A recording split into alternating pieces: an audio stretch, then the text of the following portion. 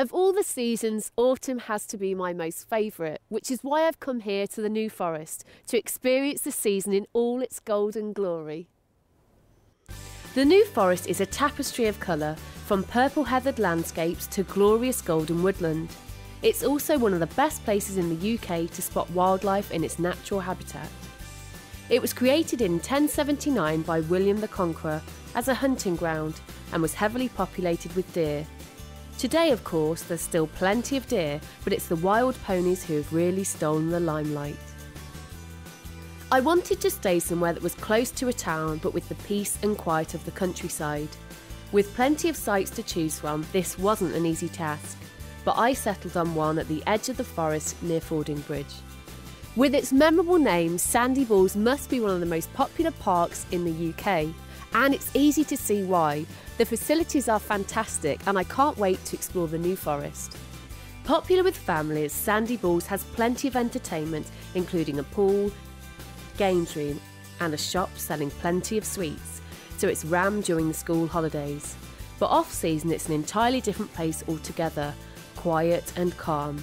Have breakfast in the cafe and a drink in the bar, or you could spend all day in the pool and spa. It's a friendly site and the people I met were happy to tell me why they liked it. Yeah, we love Sandy Balls. We like it because we can come down with the motorhome and just leave it, go off walking in the forest.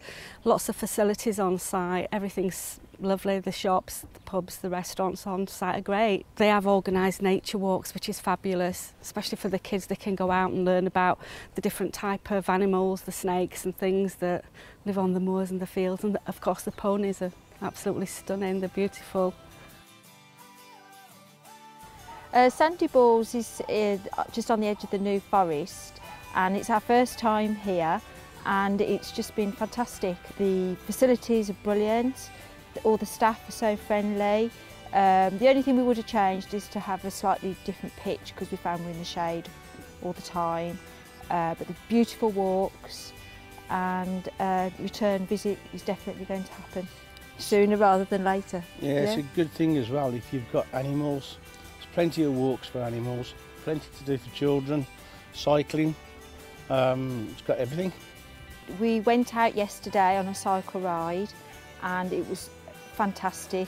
Every turn that you go round, there's ponies wandering across the lane, so pretty. And then we went for another short drive last night, actually down the main road, and you just feel like you're in the middle of nowhere. It's just beautiful, beautiful scenery.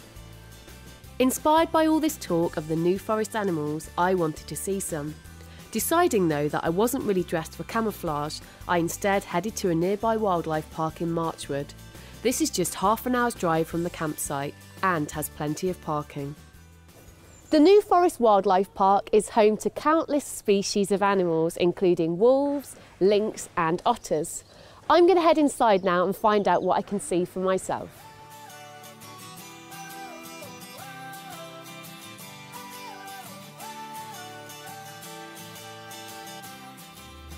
I'm here with animal manager Jason Palmer, and as you can see we're feeding the deer.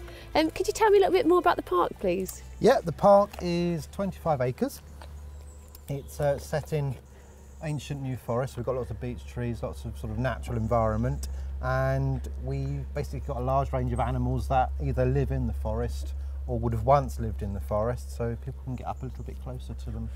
While they're here. What's the most unusual species that you have here? Most unusual species, we've got wolves, we've got lynx, probably the European bison is probably one of the special ones to come and see. And sort of what ages come? Is it all ages? All ages, yeah. We've got two fantastic playgrounds, one for toddlers and one for older kids, teenagers. But yeah, we get a range of old and young families. Okay, so there's something for everyone really Something then? for everybody, yeah. And what kind of experiences can people have? I mean, are they allowed to feed things or? Not feed things, no. We keep that to the keepers because otherwise the animals end up with all sorts of stuff. I'm just given special permission just for the day. But they can have close contact with the deer, close contact with the wallabies. We do lots of feed times, keeper talks throughout the day, so people can get up a little bit closer to all the animals really and see them close up. And I understand people can also come and be a keeper for the day? Yeah, we do keeper for the day, which again, we do that for all ages. So younger ones can come for an hour or 2 hours, and then the older ones can come and do half a day or full day with us to see what we get up to. And this one's Dotty. This is Dotty, yeah, she's a fallow deer. She was hand-reared, and then we've got Loki here, who's again a fallow deer, and again hand-reared, so they're nice and Shall I give Dotty something so they're yeah, not fighting? What would you like, a carrot? Carrot. Well, thanks very much for chatting to us today. You're welcome. Jason mentioned the wallabies, and after feeding the deer so successfully, I figured the wallabies would be happy to eat out of the palm of my hand too. Little did I know. My time in the New Forest is coming to an end now, and it'll be just a few short weeks before the leaves fall off the trees and autumn gives way to winter.